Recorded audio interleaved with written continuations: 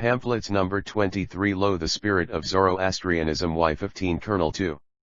S. Olcott. 4063 1913 I1 Roba Theosophical Publishing House, Adyar, Madras, India. Presented to the Library of the University of Toronto by Willard G. Oxtoby. Adyar. Pamphlets number 23. The Spirit of Zoroastrianism by Colonel H. S. Olcott. A lecture delivered at the Town Hall, Bombay, on February 1882. January 1913. Theosophical Publishing House, Adyar, Madbat, INDA 1913 F. With great diffidence I have accepted your invitation to address the Parsis upon the theme of the present discourse. The subject is so noble, its literature so rich, its ramifications so numerous, that no living man could possibly do it full justice in a single lecture. Happy Indiam, will I if I succeed in communicating to one or two of the learned Pars scholars, who honor me with their presence, some of the deep est which I have had for years in the esoteric meaning of the Mazdayasna faith. My hope is to attract your attention to the only line of research which can lead you towards the truth. That line was traced by Zoroaster and followed by the Magi, the Modes, and the Dasters of old. Those great men have transmitted their thoughts to posterity under the safe cover of an external ritual. They have masked them under a symbolism and ceremonies T guard their mighty secrets from the prying curiosity of the vulgar crowd, but hide nothing from those who desire to know all. Do not misunderstand me. I am not pretending that I know all, or a fraction of all. At best I have had but a glimpse of the reality. But even that little is quite enough to convince me that, within the husk of your modern religion, there is the shining soul of the old faith that came to Zerdusht in his Persian name, and once illuminated the whole trans-Himalayan world. You children of Iran, heirs of the Chaldean lore.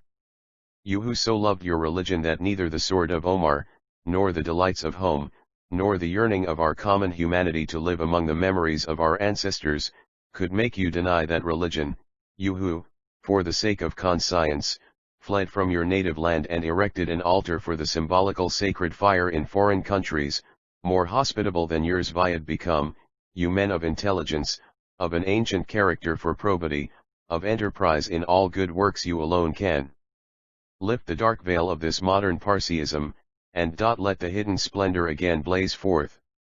Mine is but the office of the friendly wayfarer who points you to the mouth of the private road that leads through your own domain. I am not, if you please, a man, only a voice. I need not even appeal to you to strip away the foreign excrescences that, during 12 centuries, of residence among strangers, have fastened themselves upon primitive Zoroastrianism, nor recite to you its simple yet all-sufficient code of morality, and ask you to live up to IFC more closely. This work has already been undertaken by the intelligent and public-spirited members of your own community.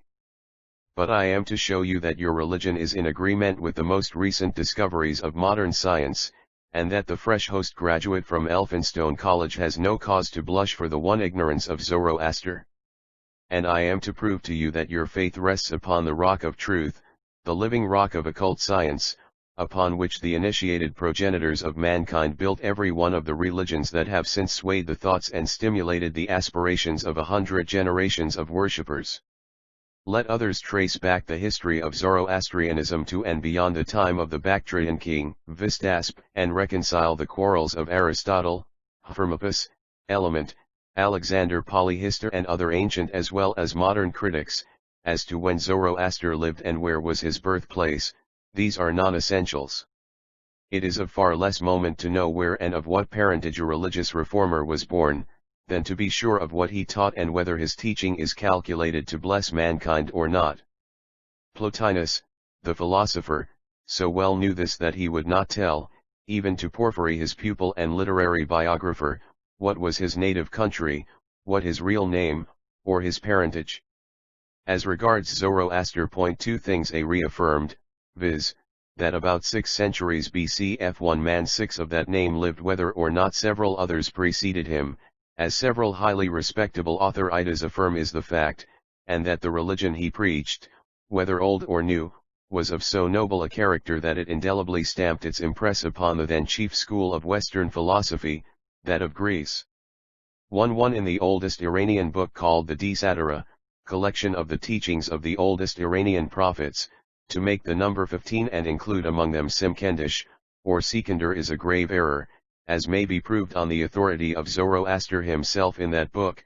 Zoroaster stands 13th in that list. The fact is significant. Respecting the period of Zoroaster I, or his personality, there is no trustworthy information given by any of the Western scholars. Their authorities conflict in the most perplexing manner. Indeed, among many discordant notices, I find the earliest Greek classic writers who tell us that Zoroaster lived from 600 to 5,000 years before the Trojan War, or 6,000 years before Plato. Again, it is declared by Berosus, the Chaldean priest, that Zoroaster was a founder of an Indian dynasty in Babylon, 2200 BC, while the later native traditions inform us that he was the son of Purushispa, and a contemporary of Gustispa, the father of Darius, which would bring him within 600 BC. Lastly, it is mentioned by Bunsen that he was born at Bactria before the emigration of the Bactrians to the Indus, which took place, as the learned Egyptologist tells us, 3784 BC. Among this host of contradictions, what conclusion can one come to? Evidently, there is but one hypothesis left, and that is that they are all wrong. The reason for it being one I find in the secret traditions of the esoteric doctrine, namely, that there were several teachers of that name. Neither Plato nor Aristotle, so accurate in their statements, is likely to have transformed 200 years into 6,000. As to the generally accepted native tradition, which makes the great prophet a contemporary of Darius' father, it is absurd and wrong on the very face of it. Though the error is too palpable to need an elaborate confutation, I may say a few words in regard to it. The latest researches show that the Persian inscriptions point to Vistasp as the last of the line of Chionian princes who ruled in Bactria, while the Assyrian conquest of that country took place in 1200 BC. Now this alone would prove that Zoroaster lived 12 or 1300 years BC, instead of the 600 assigned to him, and thus that he could not have been a contemporary of Darius Histasps, whose father was carelessly, and for such a length of time, confounded in this. It is also, as I believe, certain that this man was an initiate in the sacred mysteries, or to pat it differently, connection with Vistasp, who flourished 6 centuries earlier. If we add to this the historical discrepancy between the statement of Ommianus Marcellinus, which makes Darius crush the Magi and introduce the worship of Ahura Mazda, and the inscription on the tomb of that king which state that he was teacher and Arephant of Magianism, and that other no less significant and very important fact that the Zoroastrian Avesta shows no signs of the knowledge of its writer or writers of either the Medes, the Persians, or the Assyrians, the ancient books of the Parsis remaining silent upon, and showing no acquaintance with, any of the nations that have been known to have dwelt in or near the western parts of Iran, the accepted figure 600 BC as the period in which the prophet is alleged to have flourished becomes absolutely improbable. It is therefore safe to come to the following conclusions: 1. That there were several, in all 7, say the secret records, Zoroasters or spiritual teachers of Ahura Mazda, an office corrupted later into Guruasters and Zoroasters from Zarathustra, the title of the Chaldean or Magian priests, and 2. That the last of them was Zoroaster of the Desatira, the 13th of the prophets, and the 7th of that name. It was he who was the contemporary of Vistasp, the last of the Chionian princes, and the compiler of Vendidad, the commentary upon which are V and Amp, GT, ST, there remaining now but the dead letter. Some of the facts given in the secret records, though to the exact scholar merely traditional, are very interesting. They are to the effect that there exists a certain hollow rock full of tablets in a gigantic cave bearing the name of the first Zoroaster under his Magian appellation, and that the tablets I yet be rescued some day. This cave, with its rocks and tablets and its many inscriptions on the walls, is situated at the summit of one of the peaks of the Thian Shan Mountains, far beyond their junction with the Bel Air somewhere along their eastern course. One of the half-pictorial and half-written prophecies and teachings attributed to Zoroaster himself relates to that deluge which has transformed an inland sea into the dreary desert called Shamo or Gobi Desert. The esoteric key to the mysterious creeds, flippantly called at one time the Sabian or planetary religion, at another, the solar or fire worship, hangs in that cave, says the legend. In it the great prophet is represented with a golden star on his heart and as belonging to that race of antediluvian giants mentioned in the sacred books of the Chaldeans and of the Jews. It matters little whether this information is accepted or rejected. Since the rejection of it would not make the other hypothesis more trustworthy, it may just as well be mentioned here.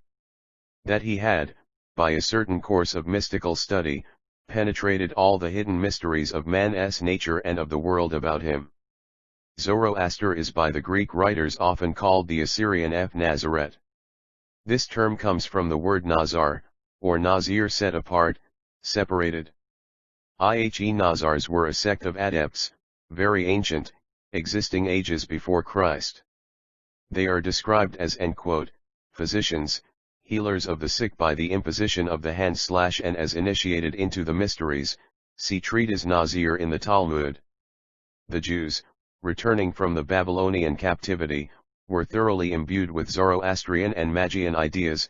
Their forefathers had agreed with the Sabians in the Bactric worship, the adoration of the sun, moon, and 5 planets, the Sabaoth and realm of light. In Babylon they had learned to worship the 7-rayed god.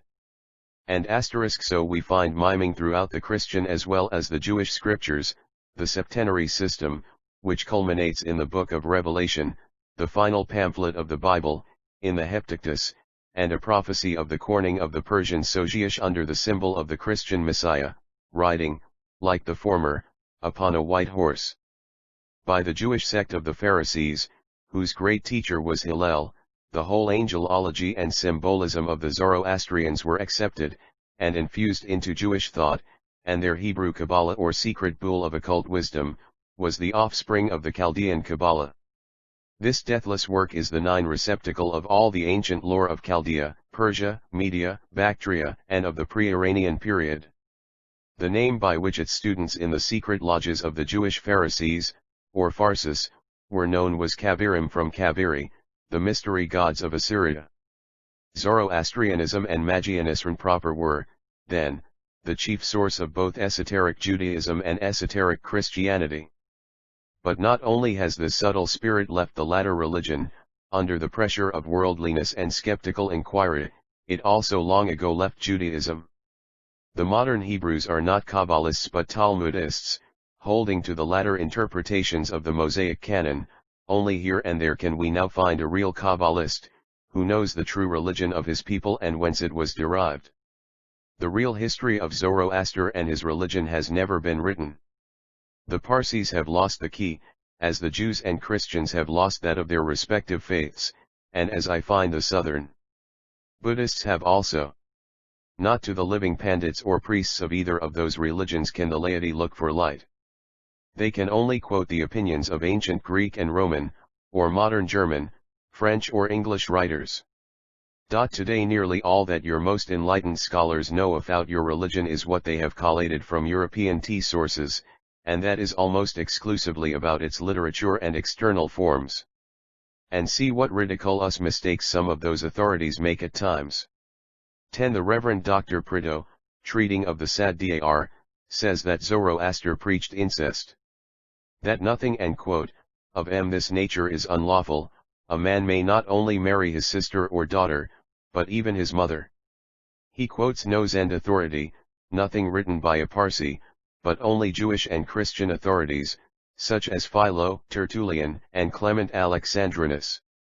Eutychius, a priest and archimandrite at Constantinople, writes, in the 5th century, on Zoroastrianism as follows, Nimrod beheld a fire rising out of the earth and he worshipped it, and from that time the Magi worshipped fire. And he appointed a man named Anshan to be the priest and servant of the fire. The devil, shortly after that, spoke out of the midst of the fire, as did Jehovah to Moses, saying, No man can serve the fire or learn truth in my religion, unless first he shall commit incest with his mother, sister, and daughter. He did as he was commanded, and from that time the priests of the Magians practiced incest, but Anshan was the first inventor of that doctrine.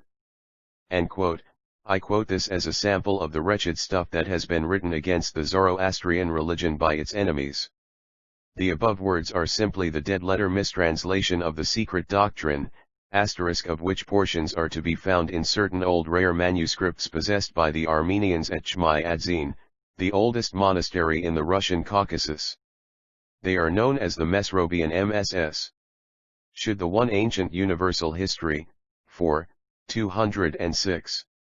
11 Bombay Parsis show any real general interest in the rehabilitation of their religion, I think I may promise them the unpaid but, all the same, friendly assistance of Madame Blavatsky, whose friend of 37 years standing, the Prince Dondikov-Korsakov, has just notified her of his appointment by His Majesty the Tsar, as Viceroy of the Caucasus. In one of such old manuscripts, then, it is said of the initiate, or magus, he who would penetrate the secrets of sacred fire and unite with it, as the yogi unites himself with the universal soul must, first unite himself, soul and body, to the earth his mother, to humanity his sister, and to science his daughter. Quite a different thing, you perceive, from the abhorrent precept ascribed to the founder of your Mazdayasna faith. And this example should serve as a warning to your so-called educated youth against turning up his classical nose at his ancestral religion as unscientific and nonsensical. A curious and sad thing, indeed, it is to see how completely the old life has gone out of Zoroastrianism, originally a highly spiritual faith. I know of none more so, and represented by sages and adepts of the highest rank among initiates. It has shrunk into a purely exoteric creed full of ritualistic practices not understood, taught by a numerous bod of priests and a rule ignorant of the first elements of spiritual philosophy, and represented in prayers of which not 12 has a meaning to those who recite them daily. The shriveled shell that once held a radiant soul. Yet all that Zoroastrianism ever was, it might be made again. The light still shines, though in darkness, enclosed in the clay vessel of materialism. Whose shall be the holy hand to break the jar of clay and let the hidden glory be seen? Where is the mobed who shall in our day and generation rise to the ancient dignity of his profession, and redeem it from degradation/a degradation so great as to oblige even a Parsi author to say that they recite parrot-like all the chapters requiring to be repeated on occasions of religious ceremonies? Ignorant and unlearned as these priests are, they do not and cannot command the respect of the laity. The position of the so-called spiritual guides has fallen into contempt. He adds, also, some priests have given up a profession which has ceased to be honorable and become contractors for constructing railroads in the Bombay Presidency. Some of the present dasters are intelligent and well-informed men, possessing a considerable knowledge of one not before he learns the true meaning of his own name, and strives once more to become worthy of it. Can he be found? How many among the modern priests ko that their title of mobed or mogbed comes front mag, a word used by the prophet Jeremiah to designate a Babylonian initiate, which, in its turn, is an abbreviation of Magansiah the Great and Wise. Magistum was once the title of Zoroaster's highest disciples, and the synonym of wisdom. Speaking of them, Cicero says, Sapientium et doctororum genus majorum habibator in Persis, the wise and learned class of the Magians live among the Persians. To the Parsis, p. 277. Mr. Dosabai Framji. 13. Their religion, but the mass of the priesthood are profoundly ignorant of its first principles. I ask you, men of practical sense, what is the certain fate of a religion that has descended so low, that its priests are regarded by the beheaded laity, as fit only to be employed in menial services, such as bringing things to you from the bazaar, and doing household tasks? What is it? I put it to you. Do you suppose that such a dried corpse will be left long above ground by the fresh and critical minds you are educating at college? Nay, Do you not see how they are already treating it, how they abstain from visiting your temples, how sullenly they make kusti / and go through their other daily ceremonies, how they avoid, as much as possible, every attention to the prescribed ordinances, how they are gathering in clubs to dry eye pegs and flow play cards, how they are defiling themselves by evil associations, smoking in secret, some even openly, and prating glibly the most septical sophistries they have read in European books, written by deluded modern theorists? Yes, the sea loud gathers over the fire altar, the once fragrant wood of truth is wet with the deadly dews of doubt, a pestilential vapor fills the Adishbirum, and unless some regenerator is raised up among you, the name of Zoroaster may, before many generations, be known only as that of the founder of an extinct faith. 1 Ibid, p. 279. 14 In his preface to the translation of the Vendidad, the learned Dr. Darmstetter the key and quote, says, to the Avesta is not the Pahlavi, but the Veda. The Avesta and the Veda are two echoes of one and the same voice, the reflex of one and the same thought. The Vedas, therefore, are both the best lexicon and the best commentary to Avesta the end quote. This he defines as the extreme view of the Vedic scholars, and while, personally, he does not subscribe to them entirely, he yet holds that we cannot perfectly comprehend the Avesta without utilizing the discoveries of the Vedic Pandits. But neither Darmstetter, nor Ainquetil Duperon, nor Hogg, nor Spiegel, nor Sir William Jones, nor Rapp, whose work has been so perfectly translated into English by your eminent pars, scholar Mr. K. R. Nor Koth, nor any philological critic whose works I have read, ha named the true key to Zoroaster's doctrine. For it, we must not search among the dry bones of words. No, it hangs within the door of the Kabbalah, the Chaldean secret volume, where, under the mask of symbols and misleading phrases, it is kept for the use of the true searcher after arcane knowledge.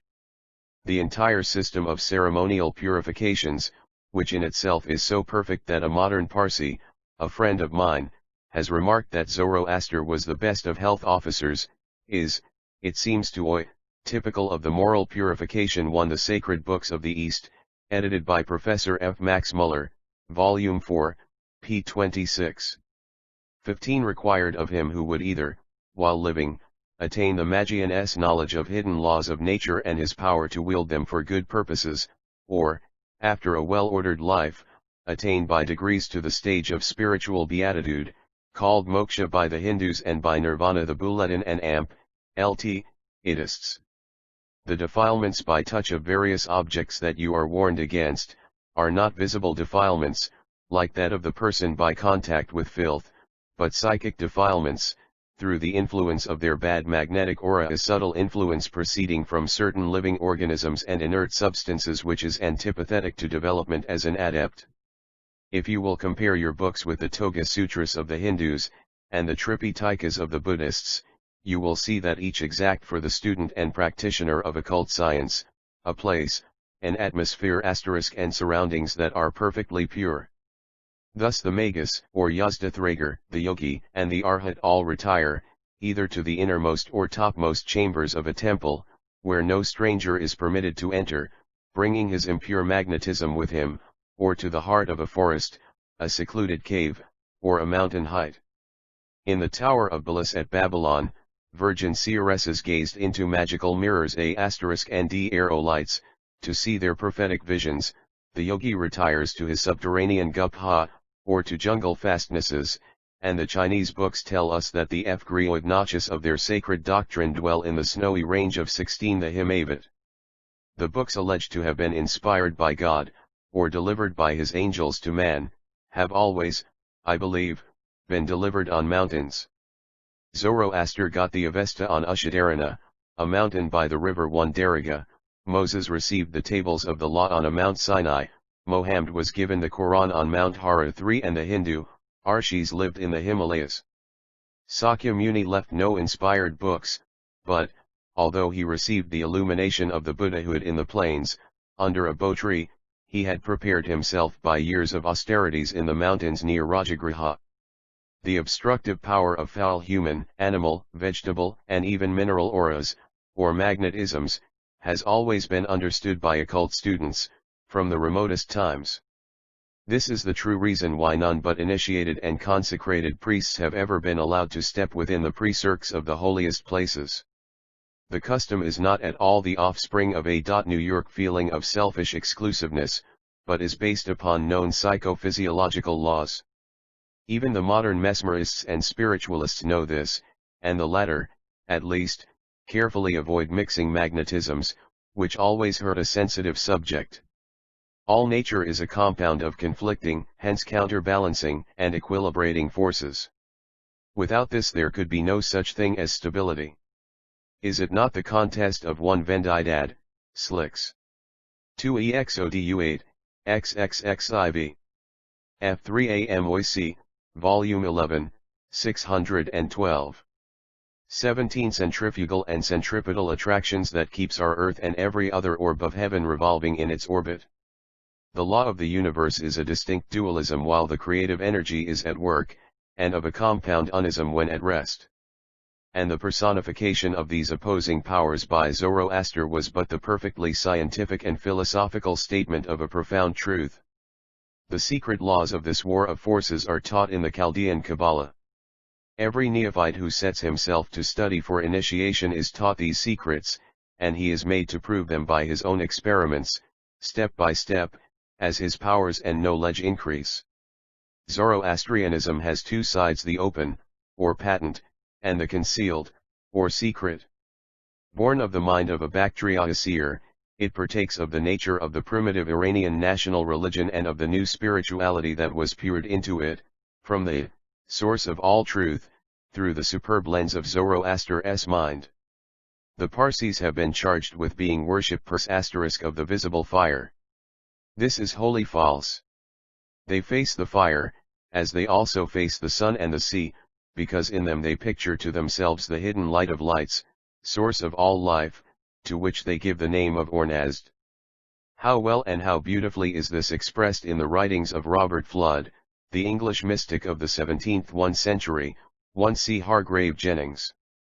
The Rosicrucians, p. 69*218 regard fire, then with other eyes than with those soulless incurious ones with which thou hast looked upon it as the most ordinary thing.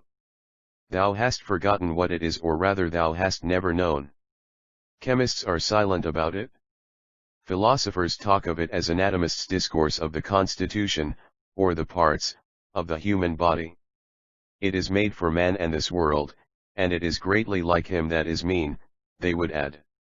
Bift, is this all? Is this the sum of that casket lamp of the human body? Thine own body, thou unthinking world's machine, thou man? Or, in the fabric of this clay lamp, what a beautiful simile, burneth there not a light? Describe that, ye doctors of physics. Note the goings of the fire. Think that this thing is bound up in matter chains. Think that he is outside of all things, and that thou and thy world are only the thing between, and that outside and inside are both identical. Couldst thou understand the supernatural truths? Reverence fire, for its meaning, and tremble at it? Avert the face from it, as the Magi turned, dreading, and, as the symbol, bowed askance. Wonder no longer then, if, rejected so long as an idolatry, the ancient Persians, and their masters, the Magi, concluding that they saw all in this supernatural magnificent element, fell down and worshipped it, making of it the physical representation of the very truest, yet, in man's speculation, and in his philosophies, nay, in his commonest reason, impossible God. And mind you, this is the language, not of a Pars, or one of your faith, but of an English scholar who followed the shining path marked out by the Chaldean Magi, and obtained, like them, the true meaning of our mysteries. Occult science is the vindicator of Zoroastrianism, and there is none other. Modern physical science is blind herself to spiritual laws and spiritual phenomena. She cannot guide, being herself in need of a helping 19 the hand of the occultist and the arrogant Chaldean sage. Have you thought why the fire is kept ever burning on your altars? Why is it? Why may not the priests suffer it to go out and rekindle it each morning? Ah, there is a great secret hidden. And why must the flames of 1,000 different fires be collected from the smithy, the burning kiln, the funeral pyre, the goldsmith's furnace, and every other imaginable source? Because this spiritual element of fire pervades all nature, is its life and soul, is the cause of the motion of its molecules which produces the phenomenon of physical heat. And the fires from all these 1,000 hearths are collected, like so many fragments of the universal life, into one sacrificial blaze which shall be as perfectly as possible the complete and collective type of the light of Ormuzd. See the precautions taken to gather only the spirit or quintessence, as it were, of these separate flames. The priest takes not the crude coals from the various hearths and furnaces and pits, but at each flame he lights a bit of sulfur, a ball of cotton, or some other inflammable substance. From this blaze he ignites a second quantity of fuel, from this a third, from the third of earth, and so on, taking in some cases a ninth, in others a 20th flame, until the first grossness of the defilement of the fire in the base use to which it was put has been purged away, and only the purest essence remains. Then only 20 is it fit to be placed on the altar of Ormuzd. And even then the flame is not ready to be the type of that eternal brightness, it is as yet but a body of earthly flame, a body which lacks its noblest soul. When your forefathers gathered at Sanjan to light the fire for the Indian exiles, the holy Dastur sang, who had come with them from Persia, gathered his people and the strangers of the country about him in the jungle. Upon a stone block the dried sandalwood is laid. 4 priests stand at the 4 cardinal points. The grathas are intoned, the priests bow their faces in reverential awe. The Dastur raises his eyes to heaven, he recites the mystical words of power, and lo! From the upper world of space, descend silvery tongues of flame which lap round the fragrant wood, and it bursts into a blaze. This is the missing spirit evoked by the adept Prometheus. When this is added to the 1,000 other dancing flames the symbol is perfected, and the face of Ormuzd shines before his worshippers. Lighted thus at Sanjan, that historic fire has been kept alive for more than 700 years, and, until another Nariasang appears among you to draw the flames of the ambient ether upon your altar, let it be fed continuously. This ancient art of drawing fire from heaven was taught in the Samothracian and Kaviric mysteries. Numa, who introduced the Vestal mysteries into Rome, thus kindled a fire which was under the care of 21 consecrated Vestal virgins, whose duty it was, under penalty of death for neglect, to constantly maintain it. It was, as Schweiger shows, the Hermes fire, the Elms fire of the ancient Germans, the lightning of Cybele, the torch of Apollo, the Re of Pan's altar, the fire flame of Pluto's helm, the inextinguishable fire in the temple of the Grecian Athene, on the Acropolis of Athens, and the mystical fires of many different worships and symbols. The occult science, of which I spoke, was shared by the initiates of the sacred science all over the ancient world. The knowledge was first gained in Chaldea, and was then spread through Greece to more western and northern countries. Even today the fire cult survives among the rude Indian tribes of Arizona, a far western portion of my native country, America. Major Cal Houarif, of the U.S. Army, who commanded a surveying party sent out by our government, told me that, in that remote corner of the world, and among those rude people, he found them keeping alight their sacred fire in their teocalis, or holy enclosures. Every morning their priests go out, dressed in the sacerdotal robes of their forefathers, to salute the rising sun, in the hope that Tantezuma, Fire promised Redeemer and Liberator, will appear. The time of his coming is not foretold, but from generation to generation they wait, and pray, AMD hope. In her Isis Unveiled, Madame Blavatsky has shown us that this heavenly fire, however and whenever 22 manifested, is a correlation of the Akasha, and the art of the magician and priest enables him to develop and attract it down. But to do this he must be absolutely pure in body, in thought, in deed. And these are the 3 pillars upon which Zoroaster erected the stately edifice of his religion. I have always considered it as a great test of the merit of any religion that its essence can be compressed into a few words that a child can understand. Buddhism, with its noble comprehensiveness, was distilled by its founder into 7 words. Zoroastrianism is reduced to 3 humata, hulma, varshta. A Parsi gentleman, with whom I conversed the other day, explained the fact of your having no wonder-working priests at present by saying that none living were pure in Kug. He was right, and until you can find such a pure celebrant, your religion will never be again ensouled. An impure man who attempts the magical ceremonies is liable to be made mad or destroyed. This is a scientific necessity. The law of nature is, that action and reaction are equal. If, therefore, the operator in the mysteries propels from himself a current of willpower directed against a certain object, and either because of feebleness or occult sound as well as light emanate from Akasha, but the true Brahmin and Buddhist initiates make a great distinction between astral fire and astral light. Occult sounds and lights are heard and seen by the yogi, and he knows that they proceed from his own Muladharam, the first of the 6 centers of force taught in yoga philosophy. The center, whose name means the chief foundation or basis, is the seat of astral fire, they say. 23 of will or deviation caused by impure motives, he misses his mark, his current rebounds from the whole body of the Akasha, as the ball rebounds from the wall against which it is thrown to the thrower's hand, and reacts upon himself. Thus, we are told that they who did not know how to manage the miraculous fire in the Vestal and Kaviric mysteries were destroyed by it, and were punished by the one gods. Pliny relates too that Tullus' host Aelius had sought from the books of Numa, Juvem, Devocera, Scylla, but as he did not correctly follow the rules of Numa, he was struck by the lightning. The same rule applies equally for the attempt to use the black art unskillfully. The Old English proverb says, curses, like chickens, come home to roost. He who would use the powers of sorcery, or black magic, is sure to be destroyed by them first or last. The old fables about sorcerers being carried off by the mocking devils whom, for a time, they had employed to gratify their unlawful desires, are all based upon fact. And, in Zoroastrianism, the pars is as carefully taught to eschew and fight against the powers of Ahriman, or the evil spirits of darkness, as to cultivate intimacy with and win the protecting favor of the Amishaspentas and Yazatas, the personified good principles of nature.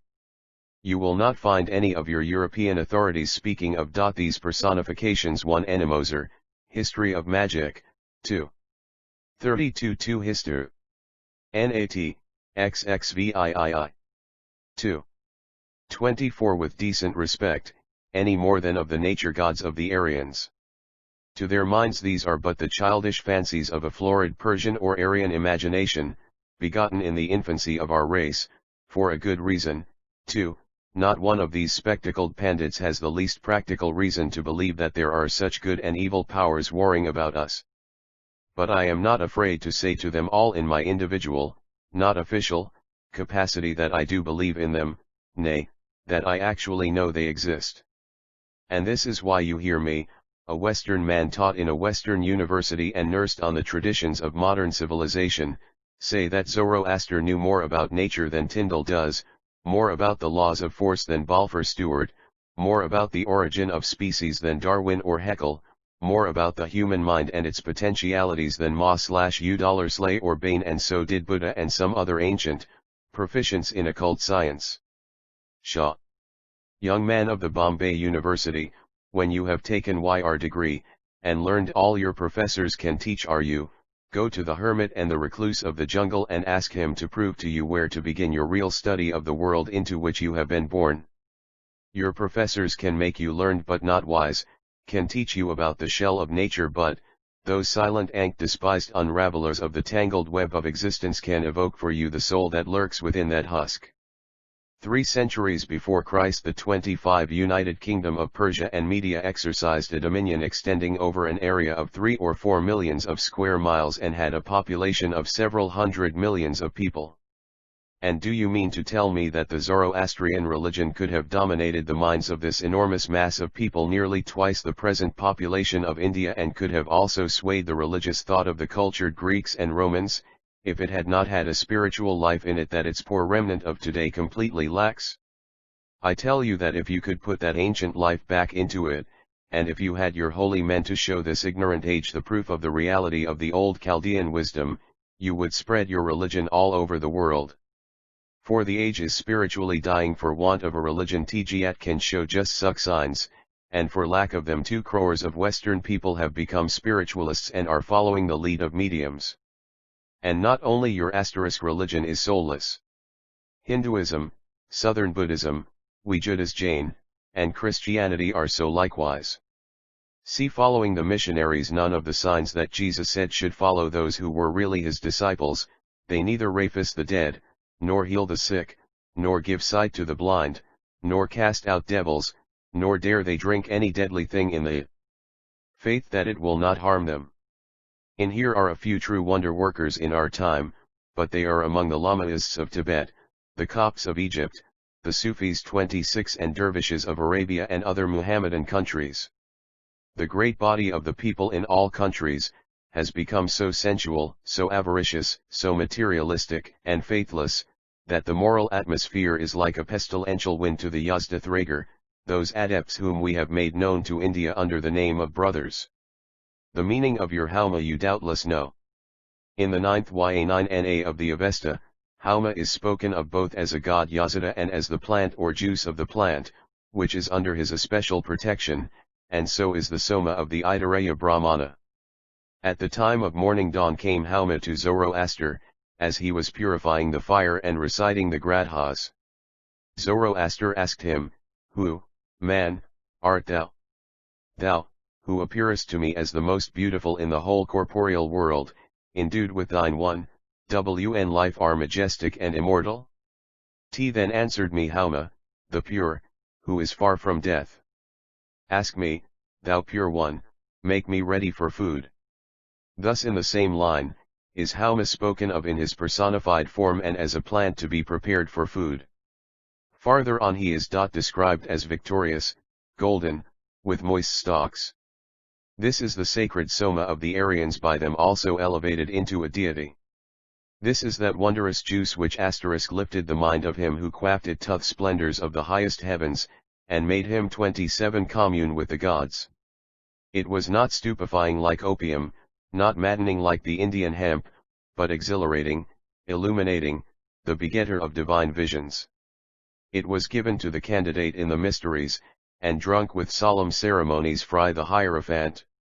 Its ancient use is still kept in your memories by the Mobs drinking in the Yana ceremony, a decoction of dried Hauma stalks, that have been pounded with bits of pomegranate root in a mortar and afterwards had water thrice poured over them. The burisma twigs among you, represented by a bunch of brass wires, are a reminiscence of the divining rods anciently used by all practitioners of ceremonial magic. The rod or staff was also given to the fabled gods of mythology. In the 5th book of the Odyssey, Jupiter, in the council of the Gods, bids Hermes to go upon a certain mission, and the verse says, "Forth sped he then, taking his staff, with which he the eyelids of mortals closes at will, and the sleeper, at will, reawakens." The rod of Hermes was a magic staff, so was that of Aesculapius, the healing wand that had power over disease.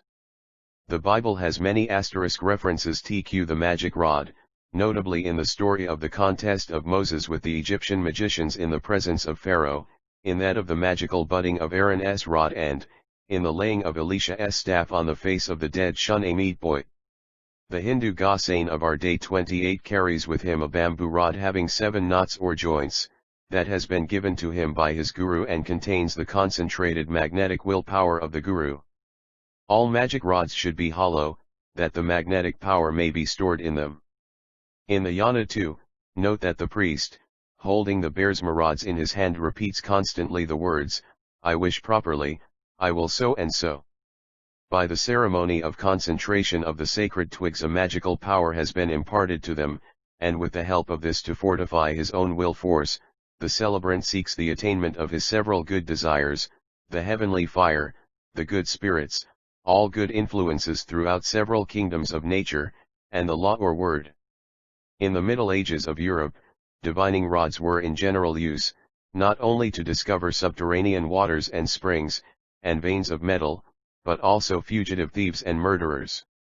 I could devote an entire lecture to this subject and prove to you that this phenomenon is a strictly scientific one. In Baring Gould's Curious Myths of the Middle Ages will be found highly interesting accounts of these trials of the mystical power of the rods which time forbids my quoting. To this day the rods are employed to discover springs, and the Cornish miners carry sprigs of or hazel other wood in their caps. The author of the work named, while ascribing the strange results he is obliged to record principally to the imagination, is yet constrained to add that, 29 and quote, the powers of nature are so mysterious and inscrutable that we must be cautious in limiting them, under abnormal conditions, to the ordinary laws of and experience. End quote. In this he is backed up by the experience of many generations of witnesses, in many different countries. We have mentioned the invocation of the divine word or name in the Ya9na. All the ancient authorities affirm that there is a certain word of power by pronouncing which the adept subjugates all the forces of nature to his will. It is mentioned by many authors. One of the latest is the author of a book called Rabbi Shia, who, speaking of Jesus, says, he end quote, had perhaps endeavored to employ magic arts, and to bewitch the council by invocation of the name M through which all incantations were rendered effective. Among the Aryans, the Agnihotra priest used to prepare the sacrificial wood and, upon reciting the appropriate mantra, the heavenly fire of Agni would descend and kindle it. In the Avesta, Zoroaster smites the fiends with the spiritual power of the word. 2. It represents him as a saint militant, repelling force by force. In Fargard 11, Zoroaster asks Ahura Mazda how he shall purge the house, the fire, the water, the earth, the cow, the tree, the faithful man and woman, the stars, the moon, the sun, the boundless light, and all good things. 1p 143. 2 Dharms Teder, Ihsi. 30 Ahura Mazda answers, Thou shalt chant the cleansing words, and the house shall be clean, clean shall be the fire, etc. So thou shalt say these fiend-smiting and most healing words, thou shalt chant the Ahunavarya 5 times, etc. Then are given various words to employ for different acts of cleansing. But the word the one most potent, the name which Proclus in his treatise upon the Chaldean oracles says, rushes, end quote, into the infinite, end quote, worlds, is not written one there. Nor can it be written, nor is it ever pronounced above the breath, nor, indeed, is its nature known except to the highest initiates. The efficacy of all words used as charms and spells lies in what the Aryans call the Vach, a certain latent power resident in Akasha.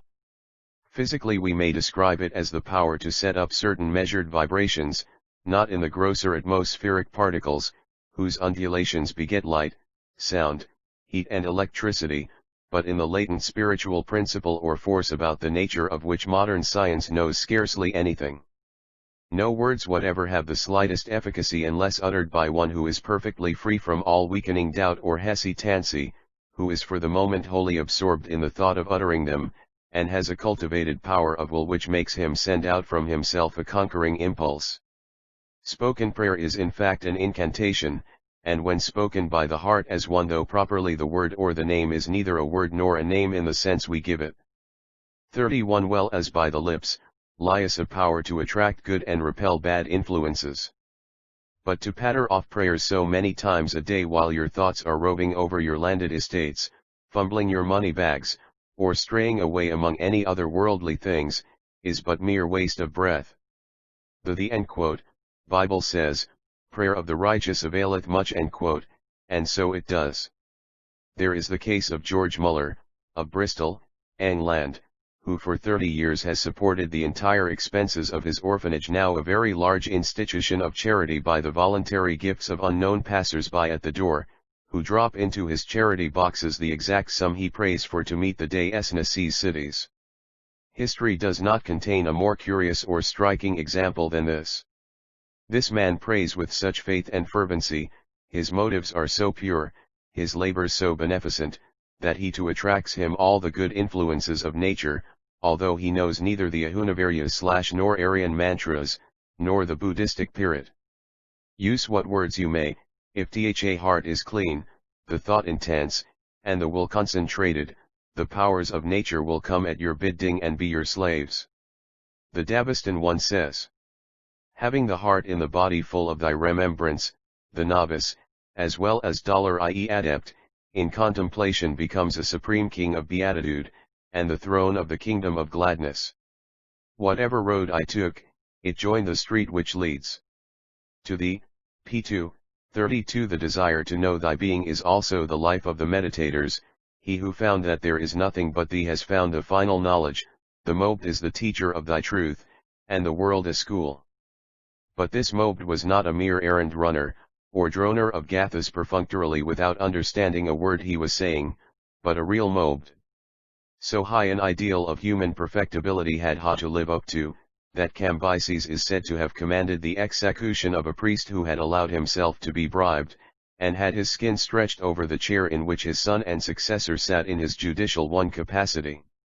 Mobd is derived from Mogbed from the Persian Mog, and means a true priest. Innernoser truly says that the renowned wisdom of the Magi in Persia, Media, and the neighboring countries, contained also the secret teachings of philosophy and the sciences, which were only communicated to priests, who were regarded as mediators between God and man, and as such, and on account of their knowledge, were highly respected. The priests of a people are exactly what the people require them to be. Remember that, friends, and blame yourselves only for the state of religion among you. You have just what you are entitled to. If you yourselves were more pure, more spiritual, and more religious, your priesthood would be so. You hissed magic and I, too. 33 are merchants, not idolaters, but as Professor Munier William Pithily remarks in the 19th century, March 1881, worshippers of the solid rupee. The genuine Parsi, he says, turns with disgust from the hideous idolatry practiced by his Hindu fellow subjects. He offers no homage to blocks of wood and stone, to monstrous many-headed images, grotesque symbols of good luck, or four-armed deities of fortune. But he bows down before the silver image which Victoria the Empress of India, has set up in her Indian dominions. And this, according to Zoroastrianism, is a crime as great. In his ecstatic vision of the symbolical scenes shown him by the angel Saroshyazita for the warning and encouragement of his people, Ardai Virov, the purest of magician priests at the court of Ardashir Babiagan, saw the pitiable state which to the soul of a covetous miser is reduced after death. The poor wretch, penniless since he could take not a dime with him, his heart buried with his savagely loved treasures, his once pure nature corrupted and deforced, moved the seer to profoundest pity.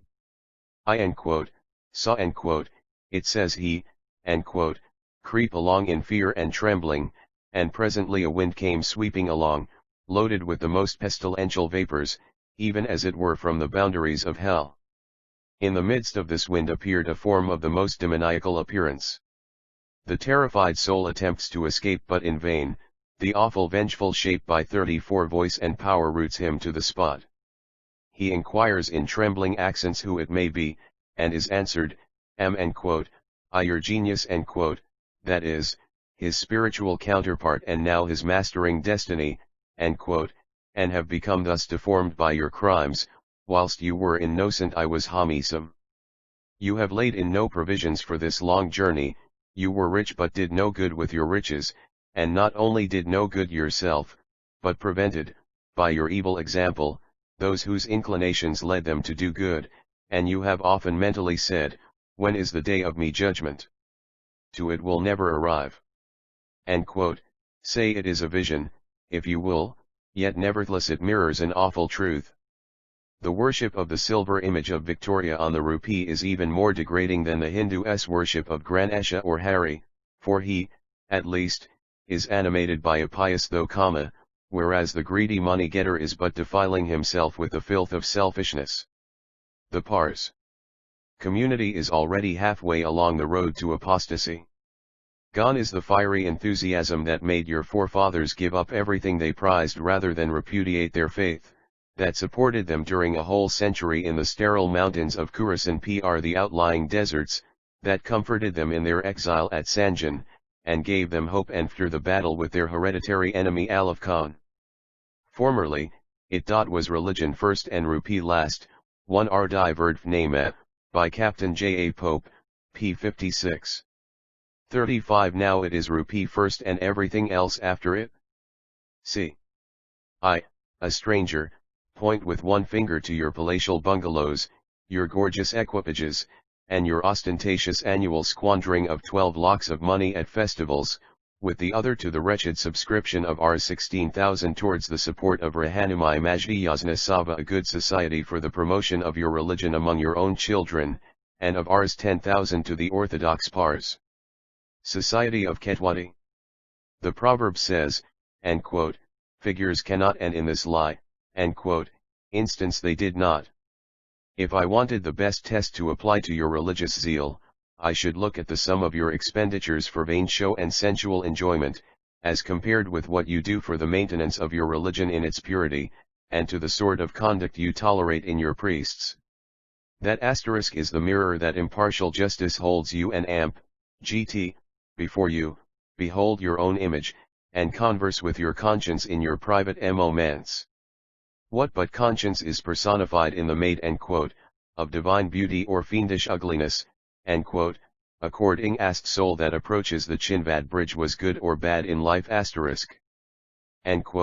She the well-shapen, strong, and tall-formed maid, with the dogs at her sides, one who can distinguish and is of high understanding. You have asked me to tell you about the spirit of your religion. I have only the truth to tell, the one Yasht XXII. 2 Vendidad, Fargard 19. 36 exact truth, without fear or favor. And I repeat, you are already halfway towards religious repudiation. You have already set money in the niche of faith, it only remains for you to throw the ladder out of doors. For hypocrisy will not last forever. Men weary of paying even lip service to a religion they no longer respect. You can deceive yourselves, you cannot deceive that maiden at the bridge. Let 3 or 4 more generations of skeptics be passed through the educational mint of the college, and let the teaching of your religion be neglected as it now is, and the time will have come when it will be only the occasional brave heart that will dare call himself a T. Mazdeen. Let that stand as a prophecy if you choose, it is one, and it is based upon the experience of the human race. Black page will it be indeed, in the record of human events, when the last vestiges of the once splendid faith of Zoroaster's hall be blotted from it, the last spark of the heavenly fire that shone from the Chaldean watchtowers of the sages be extinguished. And the more so, when that last extinction shall be caused, not by the sword of tyranny nor by the crafty scheming of civil administrators, but by the worldliness of its own hereditary custodians, those to whom the lighted torch had been handed down through the ages, and who dropped it into the quenching black waters of materialism. Time fails me to enter into detailed explanation of the Zoroastrian symbols, as perhaps I might, though 37 I certainly am not able to do the subject full justice. The sutra and kusti with which you invest your child Ren at the age of 6 years and 3 months have of course a magical significance. They pass through the hands of the Daster, who, as we have seen, was formerly an initiate, and he imparted to them magnetic properties which converted them into talismans against evil influences. After that, a set formula of prayers and incantations is regularly prescribed for the whole life. The wearer's thoughts are directed towards the talismanic objects constantly, and, when the faith is present, his or her willpower, or magnetic aura, is at such time infused into them. This is the secret of all talismans. The object worn, whatever it may be, need have no innate protective property, for that can be given to any rag, or stone, or bit of papa, by an adept. Those of you who have read the Christian Bible will remember that from the body of Paul the Apostle, were brought unto the sick handkerchiefs or aprons, and the diseases departed from them, and the evil spirits went out of them in the Ahura Mazda of the Corday of Esta, it is written and quote, by day and night, standing, or sitting, or standing, girt with the iweon hana, kusti, or drawing off the iweon jana.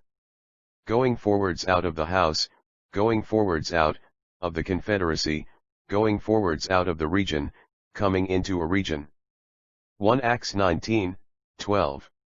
T38 Such a man the points of the drugs sold, proceeding from Ishma, will not injure in that day or that night, not the slings, not the arrows, not knives, not clubs, the missiles will not penetrate and he be one injured. Similar protective talismans are given by every adept to each new pupil. The use of nir and ng for libations and ablutions is a survival of very ancient, probably pre-Iranian mythic conceptions. There is nothing in the fluid itself of a disinfectant or purificatory character, but a magical property is given to it by ceremonial magical formulas, as a glass of common water may be converted into a valuable medicine by a mesmerizer, holding it in his left hand and making circular passes over it with his right. The end quote. Storm floods that cleanse the sky of the dark fiends in it were described in a class of myths as the *Uran, a gigantic animal in the heavens. As the floods from the bull above drive away the fiend from the god, so they do from man here below, they enjake him free from the death demon, Phronesu, and the death fiend flies away hellwards, pursued ky the fiend smiting spell, f perish thou, drug never more to give over to death the living world of may good the spirit. 2 end quote. It be that there is a more valid reason for the use of narang, but I have not yet discovered it. Had an occult property is imparted to *hog s ave na, p 24, Corte Avesta, eng ed of 1864. 2 19th century, January, 1881, p 176. 39 The fluid by the ceremonial is clear, since if it be exposed to certain influences not in themselves putrefactive it will speedily become putrid, while, on the other hand, it may be kept for years in a fresh condition without the admixture of antiseptic substances, and notwithstanding its occasional exposure to the air, if certain ceremonial rules be followed. Of course I have this from pars, friends, and not from my own observation. I would not express an unqualified opinion before investigating the subject. I recommend some pars chemists to analyze specimens of different ages, especially to determine the relative quantities of nitrogenous constituents. The subject is treated in Darmstädter Eschen to the Vendidad. Introduc when Professor Munir Williams vents his Oxonian scorn upon tile ceremoiphes of the Parsis, he thereby only provokes the pity of such as have looked deeper than he into the meaning of ancient symbolism. And end quote, there end quote, says he, end quote, lofty conceptions of the deity, deep philosophical thoughts arid of pure morality are discoverable in the Vesta like green spots in the desert, but they are more than neutralized by the silly puerilities and degrading superstitious ideas which crop up as plentifully in its pages as thorns thistles in a wilderness of sand. End quote. Mr. Joseph Cook, the other day in this hall, said the same. The good portions of the Yedas were, he said, so few as compared with the 1/8. 40 trashy residuum, that he likened them to the fabled jewel in the head of a filthy toad. It is really very kind of these white pandits to admit that there is anything whatever except rottenness and puerility in the old religions. Give each a statue. In what has be 5 I said I have, you must remember, been speaking from the standpoint of a Parsi. I have tried to sink my personality and my personal religious preferences for the moment and put myself in your place. That is the cardinal policy of the Theosophical Society. It has itself no sectarian basis, but its motto is the universal brotherhood of man. It was organized to bring to light the long-buried truths of not one, but of all the world's archaic religions. Its members are of all respectable castes, all faiths and races. It has many intelligent Parsis among them. For the sake of them and their co-religionists, Thil's lecture has been given. I have tried most earnestly to induce one of them or some other Parsi to come forward and show you that no religion has profounder truths, deeper spiritual truths, concealed under its familiar mask, than yours. That I am the incompetent though willing spokesman for the ancient Yazdathragar is your fault, not mine.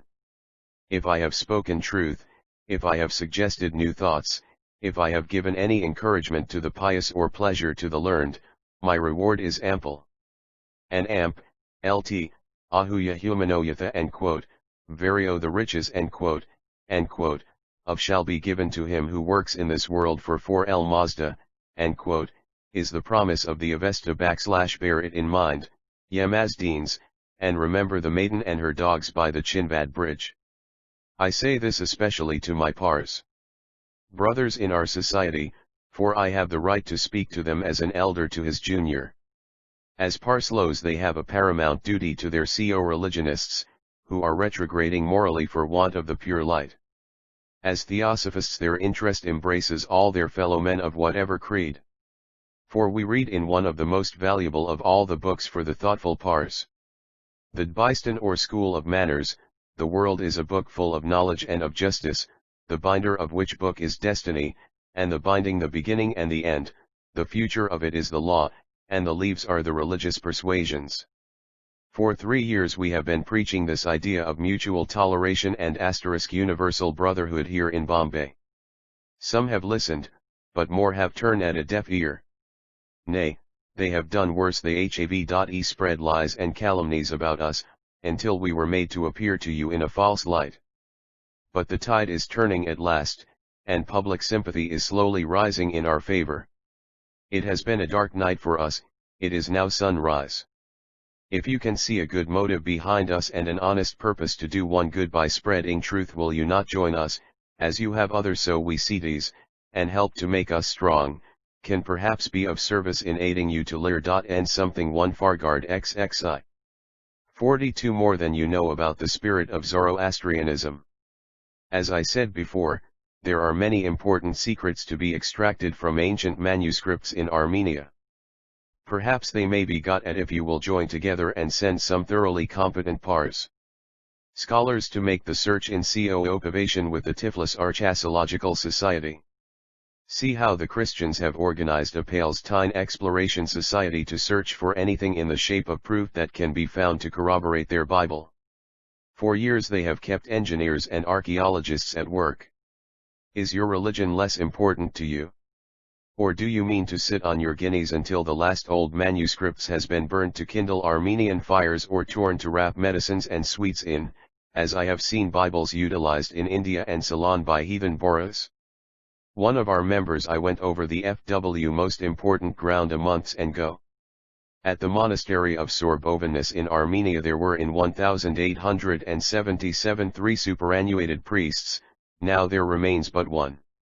The library of books and old manuscripts heaped up as waste paper in every corner of the pillar cells, tempting no curd, are scattered * over the rooms, says, and, for the consideration of a dagger and a few silver obeisas I got several now precious manuscripts from him the old priest. Does not this suggest to you that through the friendly intermediation of our society, and the help of Madame Blavatsky, you may be able to secure exceptional 1C the Theonophist Uli, 1881. 43 advantages in the matter of archaeological and philosophical research connected with Zoroastrianism. Do not ask you to join us for our benefit, but for yon Roan. One have thrown out the idea, act upon it or not as you choose.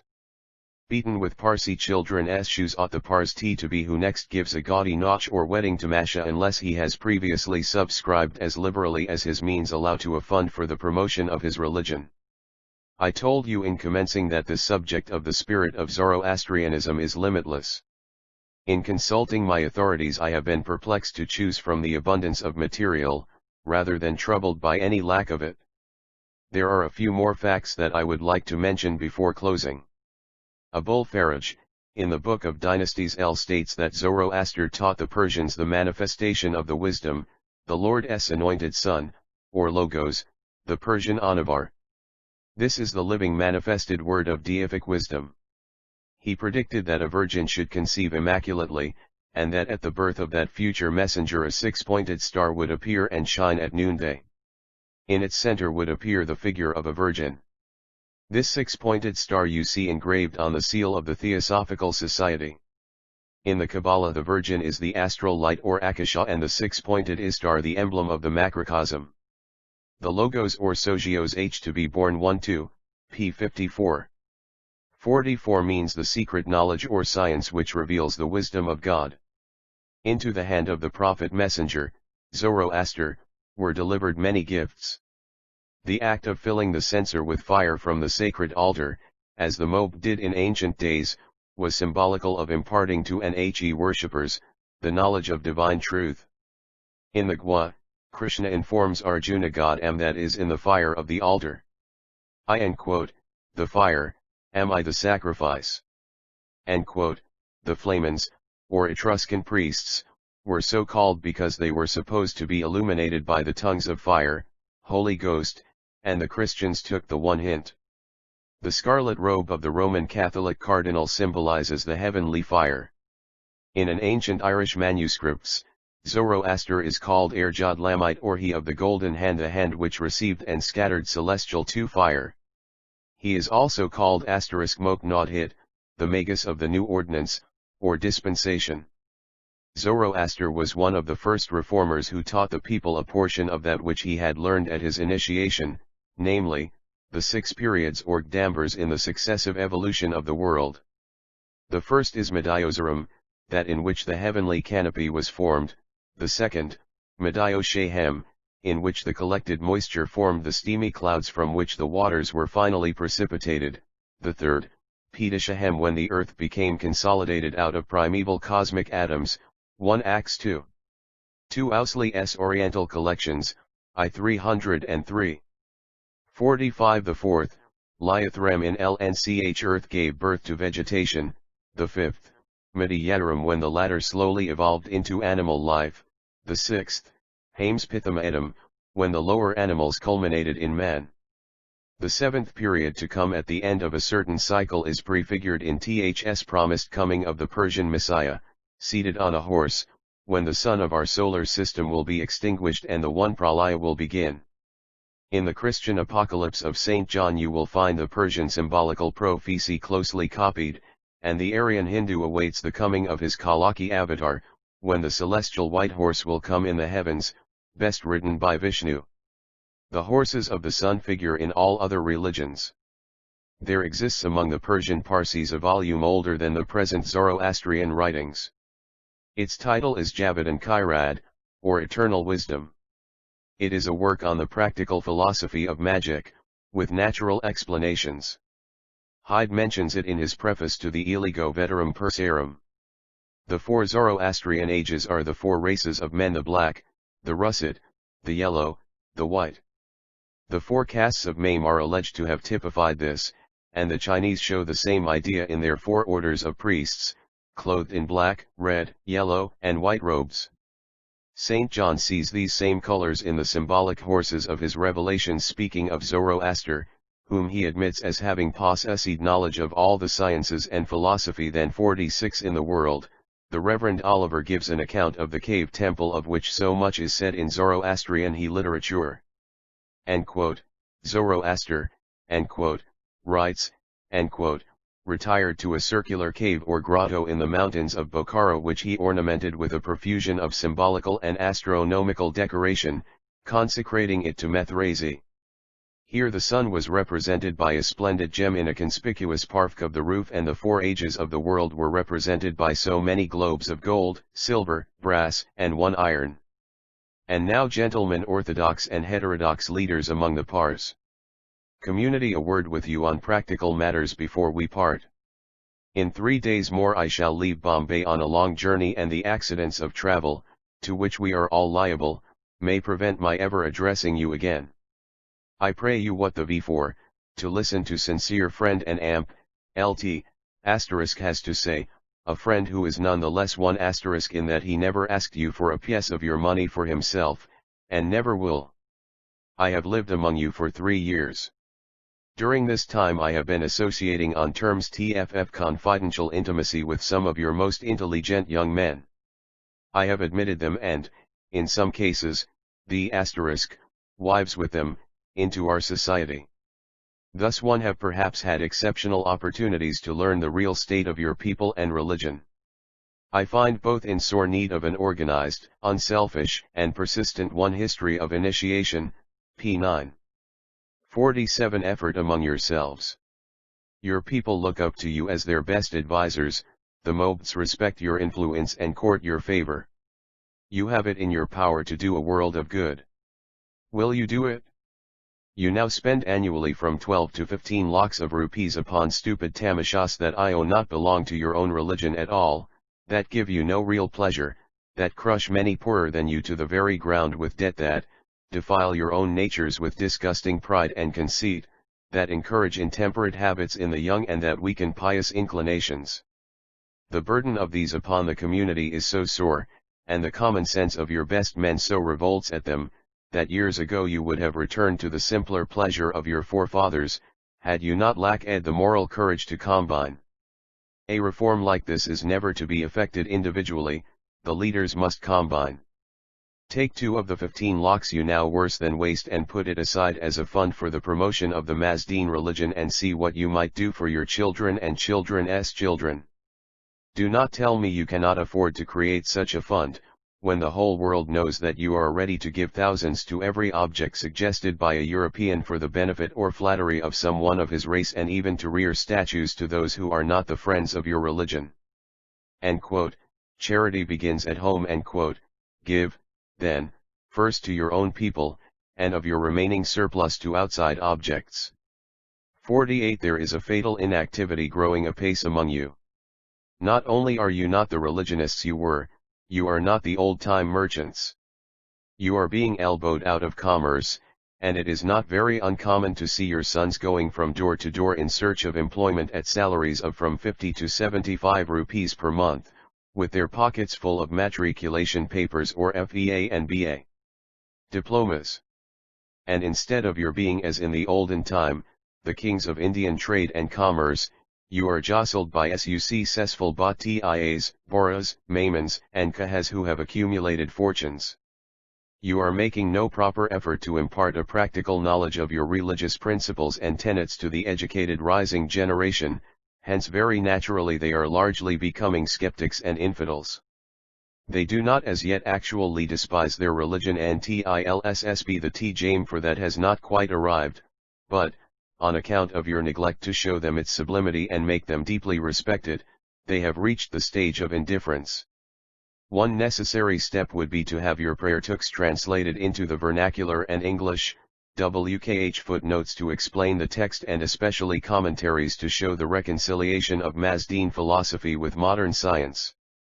It is worse than useless, it is highly injurious to one's faith to patter off prayers in an unknown tongue, encouraging the hypocrisy of pretending to be pious while one has not the food at hand for a single pious thought.